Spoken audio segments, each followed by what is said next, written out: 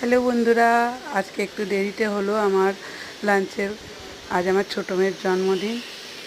রাত্রি 12টার সময় ওকে ছোট্ট কেক এনে আর ওর একটা বন্ধু কেক পাঠিয়েছিল, সেই দুটো কেক নিয়েই আমরা আর কি ওর সেলিব্রেশন করেছিলাম কাল রাত 12টায়। সেটাও আপনাদের সামনে তুলে ধরেছি অবশ্যই।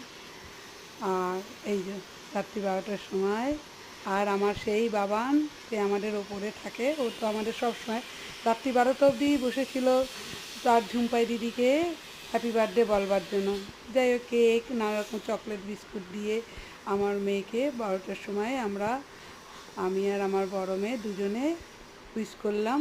আর আমাদের বাবান, আর তারপরে ফোনের মাধ্যমে তোর বন্ধু বান্ধব আত্মীয় স্বজন পরিবার পরিজন মেসেজ ফোন করে ভিডিও কল করে ওকে হ্যাপি বার্থডে উইশ করেছে।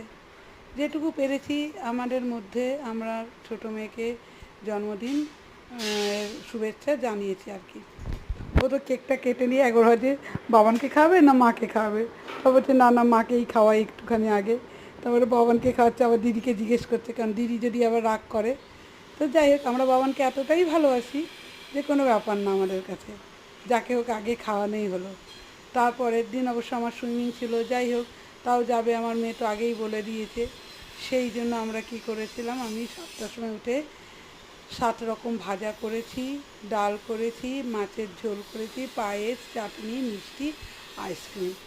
কেন, ও মাংস খাবে না আগেই বলে দিয়েছিল। তো মাছের ঝোল, সেটাও সেই রোজের রোজ বেগুন আলু দিয়ে ঝোল করেছে, একদম পাতলা কালো জিরে ফোড়ন দিয়ে। ও বলেছিল কিছু না, তরকারি ফরকারি খায় না, যার জন্য আমি যেটা খাই না আমি করিনি। এইভাবেই আমার মেয়ের আজ জন্মদিনটা পালন করলাম। কেমন লাগলো অবশ্যই বলবেন, আর আপনারা দুহাত তুলে আশীর্বাদ করবেন, এই কামনায়